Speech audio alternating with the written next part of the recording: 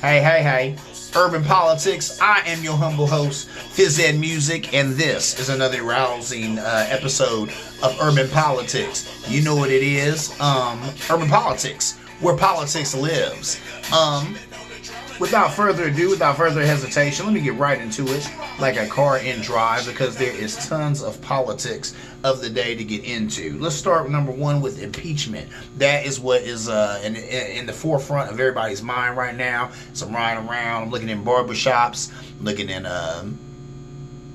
different bars, different sports bars, stuff like that. What am I seeing on the TV? The impeachment trials. And if you didn't see it, it's definitely must-see TV. If you like me, I work a lot, so a lot of this stuff I always catch on YouTube. You can go on YouTube, and they're breaking down in sections. Any little part of the impeachment trial you can see and check out or whatever, and it was really good. The impeachment managers did a great job, the impeachment managers in the House, and Trump's defense was what it was. I'll let you make your own determination on that. I think it was garbage, but we'll talk about that a little later on in this episode. But let's go ahead and get it started, like I said, with impeachment. Trump was acquitted, so he got off, incited a riot, and he was let go scot-free. Well, not scot-free, not exactly, but he was acquitted of this impeachment.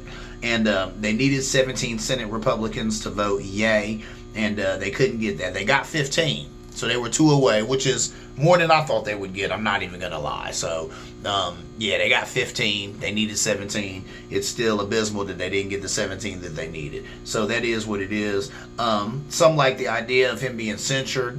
They talked about that. They said, how about we censure the president instead of trying to impeach him? But then Nancy Pelosi was like, that's like a slap on the wrist for real. Censuring is like nothing.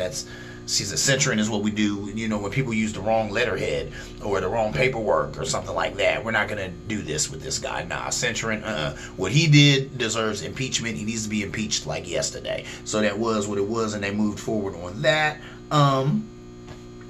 They were saying, or actually one of the most damning pieces of testimony was given by a congresswoman who had overheard a conversation between Mr. Trump and Kevin McCarthy when all this was going down. So you got to think people are busting into the State House. They're breaking windows. People are hiding under desks. People are praying to the God of their choice, hoping not to get shot to death or hung. And, Kevin McCarthy reaches out to Trump and he's like, hey, Mr. President, please call off your people. Call off your people. Trump, they said, tried to, retreat to that line. Oh, these are Antifa. These aren't Trump supporters. And then Kevin McCarthy told him, no, sir. These are your people. These are Trump supporters. And then Trump told him, and this is a quote that'll stay with me forever, that Trump told him, he said, well, Kevin, I guess these people are more upset about the election than you are. And basically hung up on him. So that's something. Left him in the lurch and left him with that. Well, Kevin, I guess these people are more upset about the election than you are. So you deal with that. Ain't that something? I just added that caveat. You deal with that. But that's basically the message he gave him. Like, oh no, I ain't calling nobody off. And these people are mad. Yeah, they should be mad because I should still be president because I want to be. I didn't win the election, but I want to be president. They want me to be president. I should be president. So there's that garbage. And of course, there's nothing that Kevin McCarthy could have done about that anyway.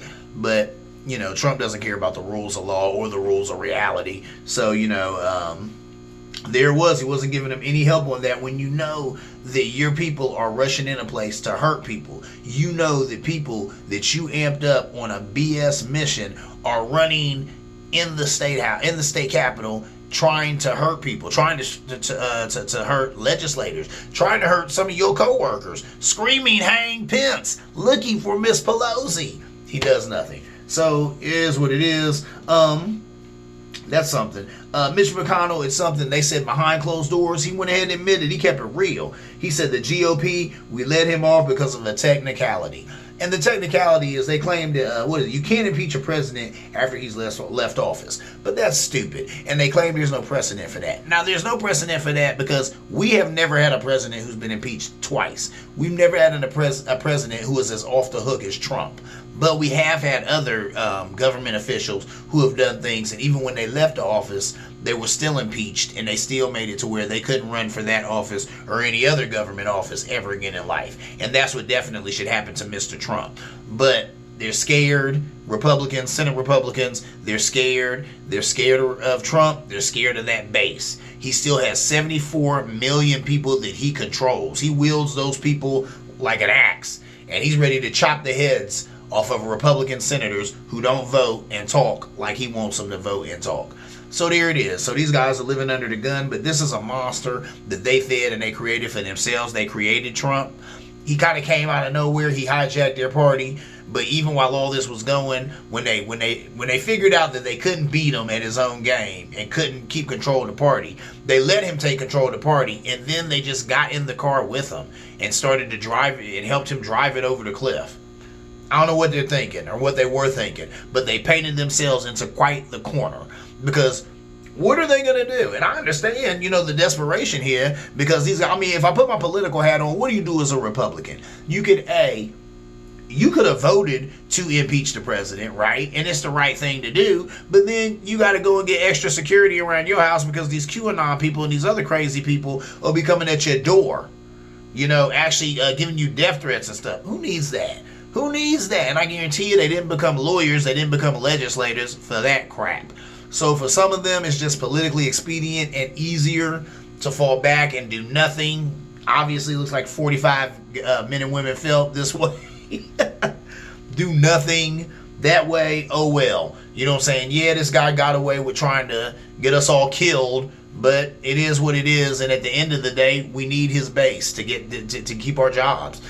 In 2022, some of these guys do not have a snowball's chance in HELL of retaining their seat, because their behavior has been horrible and pathetic, and everybody's going to remember this. But there are some ways they will keep their seat. We'll talk about that in other shows when we talk about the gerrymandering that's going on. That's why a lot of these guys are acting like this. They know they're protected. Anyway, moving on. Look. So there was that call came out, and like I said, Mitch McConnell went ahead and kept it real and said because of that, that one technicality, how are you going to impeach a guy who's not how are you going to impeach a president who's not president anymore? Get out of here. When he did the things that he did, he was president. You can go ahead and impeach him and make sure that he doesn't get public office again, because he'll get it again if he can, and he'll do the same thing again, and next time it'll work. So there's that. Moving on. There's two young ladies, young sisters, who are going to give Trump a hard time now that he is a civilian like you or I. Let's start with the first one. The first one is Fulton County DA Fani Willis. This sister is going beyond the Ratzenberger call. Ratzenberger call, that is when Trump had called Georgia, asking them to find, I think it was 1,180 votes, so I just need you to find these, such and such votes or whatever, so that we can say that we won Georgia. So she said that we're going to deal with that call, and we're going to go do that with a fine-tooth comb, and then we're going to also go past that and see what else might be, waiting in the wings that Mr. Trump was call himself, some nefarious stuff that he might have called himself doing in the hopes of overturning, a righteous election. So and then there's a grand jury that's going to come together March 4th for that. So they're going to go ahead and talk about that. So he's not out the woods on that. Even though he stepped down from president, he's still being litigated by the Fulton County DA, Fani Willis. There's another sister, New York Attorney General Letitia James. Now, she's no stranger to Mr. Trump, because he's a New Yorker. She's in New York. She's only had her job for about a year and some change, but she's had a long list of Trump actions. She had a long list of Trump actions for Biden to undo. So the moment he stepped in, she had a laundry list of things that she wanted him to overturn that Trump had did, which is brilliant, because there's a lot of crazy madness that Trump was involved in and did while he was president. So I'm sure, and we know that. I've talked about that on this show too, how Joe Biden, hit the ground running, and off rip, he already had to overturn 17, 18 executive orders. He signed 30-some executive orders dealing with everything from the pandemic to the stimulus to all other types of stuff. So, Trump got in there and acted a fool. He acted a monkey, made quite the mess of things. So Biden has got in there, and he's got to clean it up, starting with that pen. The power of the pen that the president has. So we start with moving that pen to try and clean up some of this madness, and you do it with litigation. But she's no stranger to the Trump clan. She's been dealing with them for a while.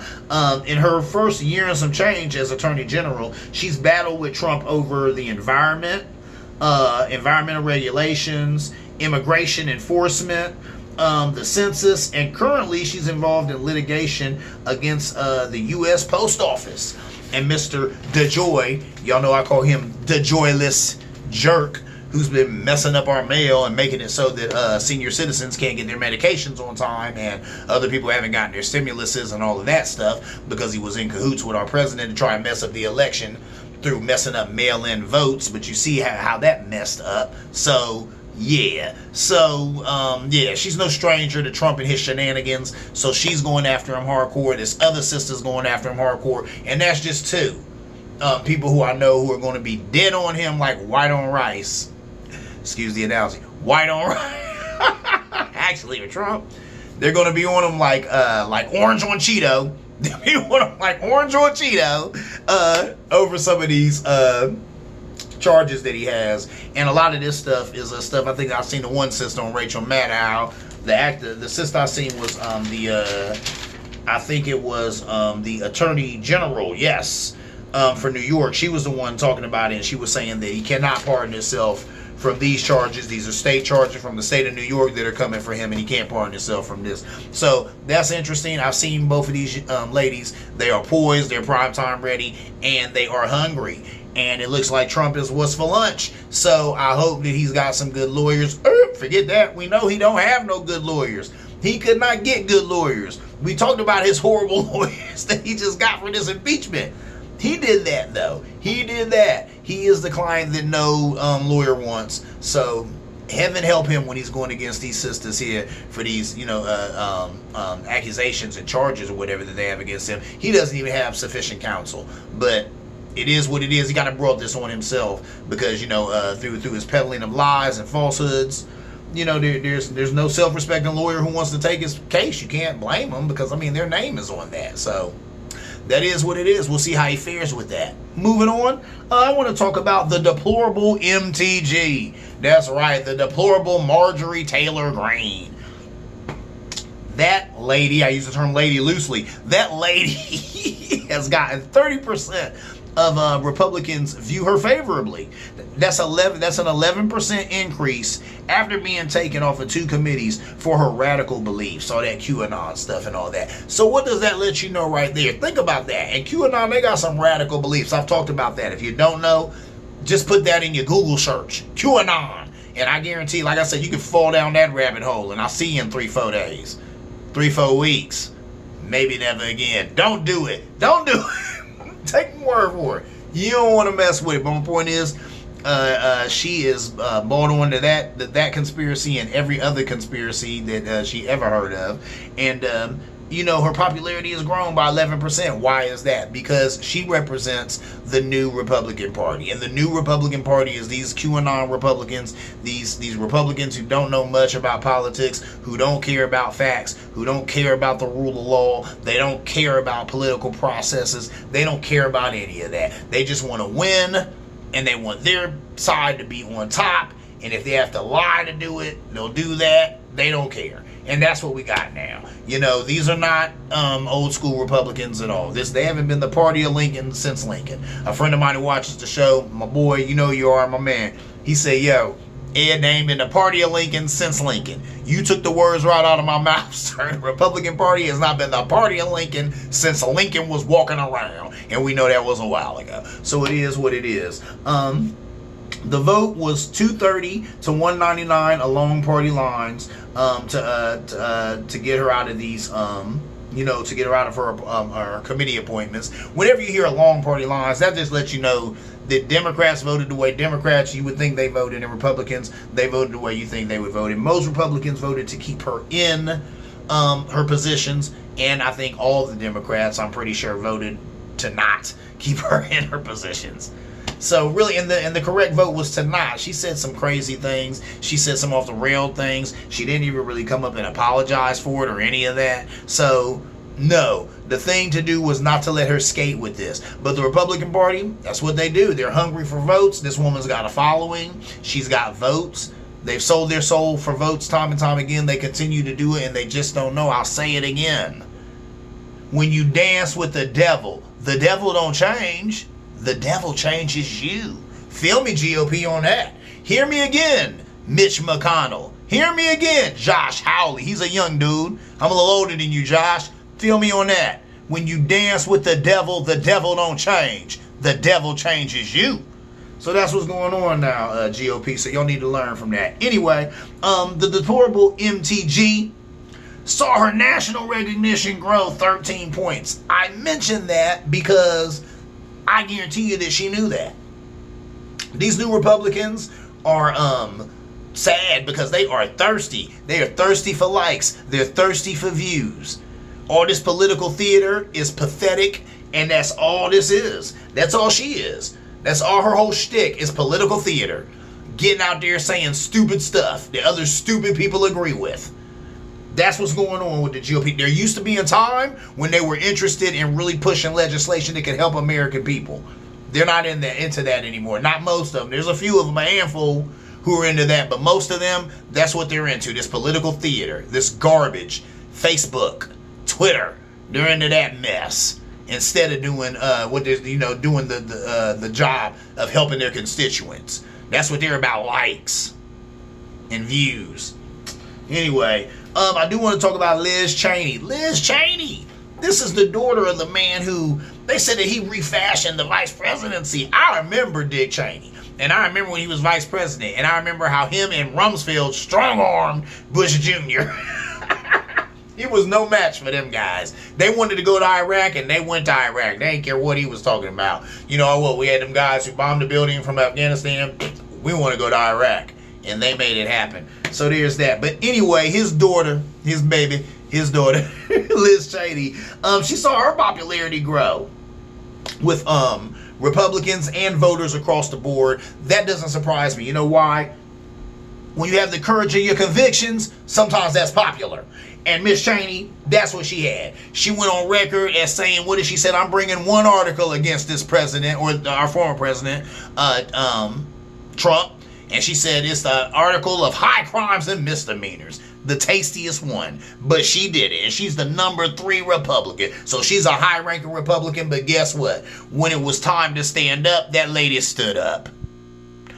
And she put her political life on the line to do so. But she's still there. She prevailed. So that right there shows sometimes when you do right, you stand up for right, you're going to be all right. Because you was in the right.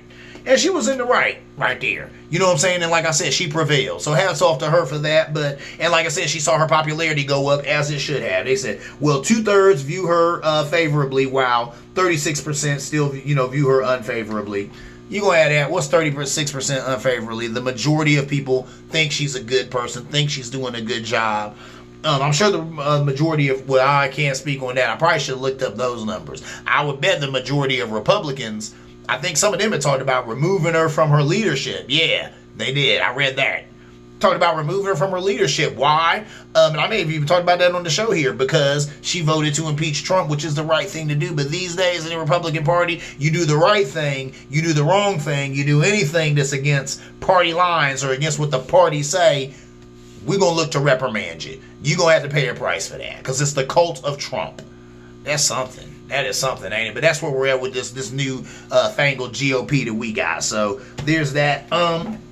Let's go ahead and run through some sad facts. That's what these are. These are sad facts. Let me go ahead and run through them for you because it's sad stuff. 12 million people have lost employer-sponsored health care during this pandemic. That's sad. The U.S. is facing unprecedented child hunger, and it's due to get worse. 8 million Americans have fallen into poverty since the summer. The U.S. vaccine is garbage. I say that not that the vaccines have been garbage, because Dr. Fauci was even saying, I don't know if it's the Moderna vaccine or one of them, he was saying it even looks like it might do a good job with the variant coming out of the UK and all that. But my point is, the rollout's been garbage. People want to get the vaccine, can't get the vaccine. What are you going to do with that? You got people standing up in lines, go places, waiting forever, can't get the vaccine. They don't have enough of the vaccine. I've heard situations where they had to throw vaccine out because vaccine went bad or somebody tampered with it. You got people over here who don't believe in vaccines, so they're purposely tampering with vaccines. We got a whole lot of problems all around the vaccine and administering it. Maybe we can, maybe we can't. Maybe you'll get it, maybe you won't. Maybe it'll work, maybe it won't. Anyway, U.S. unemployment claims have jumped to 965,000 as the virus takes its toll on America. Those are some sad facts. So while all this other stuff is going on, all that's going on. And that's some heavy stuff, man. That's some rough stuff. We can deal with it, but we got to take these things, you know, you get little bites. We got to take little bites of these big old cakes right here. But these are some cakes right here. This is something to bite right here. This is quite the meal that we have. And this is just a few of the bad things that are going on. But I wanted to throw those facts at you real quick to keep that in your mind. All this is going on. Wow, we've had this impeachment trial going on and all this other stuff. So it's amazing. That's all I can say. And I don't know, our government really needs to come together. I like the fact that, like I said, Joe Biden, he has hit the ground running. Him and Kamala, they ain't messing around. I like Joe Biden, how he said, hey, we have to treat this like it is the emergency that it is. And I like how he has been, you know, acting with a sense of urgency, not resting on his laurels, not waiting on other people to get things done. He's been getting things done. He's signing things. They're moving things. They're enacting legislation. All the things that can work to getting people better and getting us back to normal. I don't think we'll be there for a while because we still have people who don't want to wear a mask and all that other stuff. That is what it is. But at least we're moving in the right direction right now. We got a new president. Should be a new breath of fresh air up in you, right? Right. Okay, then. Moving on, I want to talk about some local news, some local things right here. I want to talk about Poindexter. If you're from here, you know it is both. I grew up around the area. My dude, good friend of mine, a lot of music I play on this show, I did with him. My brother, you know what I'm saying, Doc Giggs, a lot of his family grew up in Poindexter, and we would go out there and we would hang out with them all the time. So Poindexter is very near and dear to my heart. I used to live in these buildings called the Towers. I think it's called something Latitude now or something like that. They changed the name now. But years ago I used to live there and it was called the Towers, and it wasn't too far from Poindexter. So very acquainted with that whole area, that Mount Vernon area. I talked about the mural on that, you know, on Long Street, which is in this same area, and how people kind of took offense that, you know, Lincoln was displayed so prominently on it and stuff like that. So this is just a little more information about that area of town. Come to find out, a bill is being introduced to make Poindexter Projects a historical site. Wow, that's big stuff. Franklin D. Roosevelt dedicated it as one of the first projects in 1940. Now, I remembered seeing like an old movie or something, and I remembered seeing Mr. Roosevelt dedicate a project, but I didn't think it was Poindexter, right? And then, and if you read this right here, like what I read from the article, what it was is that it was one of the first projects. So it wasn't the first, but it was one of the first. And like I said, I think some of this old footage that I saw, he was at a project that he was calling the first project. It wasn't Poindexter, it was Poindexter, Poindexter. It wasn't Poindexter, it was some other project. But Poindexter is definitely one of the first projects in America. So that right there is an interesting piece of history. State Representative Dontavius Jarrell is pushing the legislation. He described it as a thriving oasis of music, art, and culture. Yeah, that really actually describes that whole area. That whole Mount Vernon area, man, they said there was a time when they said George Clinton would come through with Parliament Funkadelic. They said that different other jazz greats and stuff like that would come through that area and they would perform, and there were restaurants there, black owned, that would thrive and do great. But when they cut that freeway access off, that messed all that up. And that was purposeful. That ain't by accident. There's a long history in America of cutting off communities of color from access to anything, access to money, access to, famous out of town, access to anything. And that's what they did in that Mount Vernon area. They cut off the access, and that just kind of made it the hood. It kind of brought everything down. And then by the time they did reopen freeway access, it was a million years in the future. It was 2000 something, I think. I don't know. But my point is, why did they close it to begin with? You know why they closed it to begin with. And I laugh to keep from crying because that's always happens. Whenever it looks like black folk might make some money or might be doing good, they got to shut that down. Or that's got to go away. We can't have that. So that's what happened here, but it's good. And this brother, I actually know him personally. He used to live in those towers that I was talking about. So I've had a conversation with this guy. If anybody knows him, or gets this show to him, or anybody talks to him, I would love to have him on the show. Please tell him to get at me. And Lord, I'm on Facebook. I'm everywhere. Y'all know, physedmusic@gmail.com. Please tell him to get at me there. Please tell him to leave a message at the show or something like that. I would love to have this brother on the show because he's in politics. Like I said, he's the one pushing this legislation to make Pondexter a historic site. So I'd love to talk to him about that and a host of other things going on in politics right now. But that's big stuff right now, and I'm proud of him. I'm proud of our community, and I definitely think they need to do that. They said that there's don't let me be remiss. I gotta speak on this. It was named for a man by the name of James Preston Pondexter, and they said that he was an abolitionist, a civil rights and community leader. He was all of that. So I didn't know that either. If you're from here, you might call it Pondexter. His name was Poindexter. It's Poindexter. I think that's Poindexter, not Pondexter. But we used to always call it Pondexter back in the day when we went there to kick it and hang out or whatever. But it's named for a brother who was an amazing brother, who was an abolitionist, who was a leader in the black community. So that's huge right there. They said they tore down most of the buildings, like 40-some buildings, but they left 2 up, and they said they want those to be the site of the museum for Poindexter. So that's huge right there. That is a bit of history being made right here in Columbus, OH. Before I'm done, let me get to my IPA brew review of the week.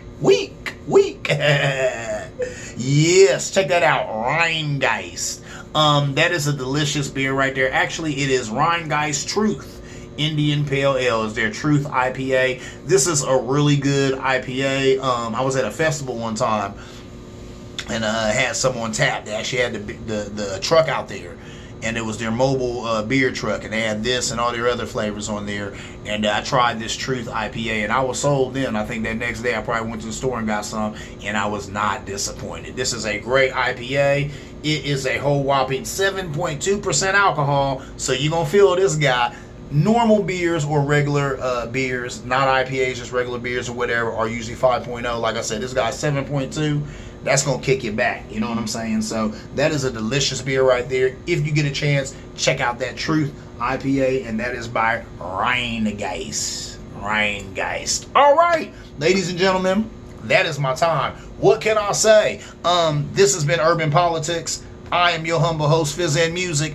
My mom's was telling me lately that she had seen some older brother in the store, and he gonna tell her, see you around like a donut. I say, hold up, where he learned that from? That's what I say. But I actually got that from a Big Daddy Kane song, a long time. Big Daddy Kane is one of my favorite MCs on the planet, and he had a song way back in the day, and I think one of his dancers that said that is, sing you around like a donut. So I always say that. So once again, as I always say, thank you for kicking it here with me. Please like and subscribe. If you like the show, turn a friend onto it and tell them to like and subscribe, and let's keep this thing going. Always, you're in the pushback zone. Pushback, where can you do that? Back pushing it or pushback in it? You can do it at physedmusic@gmail.com. No, .com. physedmusic@gmail. I know .com ain't no website. Just the physedmusic@gmail. That's the email. Drop whatever message there you want to, and I definitely will get back to you, or comment right here on the video. That's what's going. You know what I'm saying? That's what's good. So, with that said, see you around like a donut.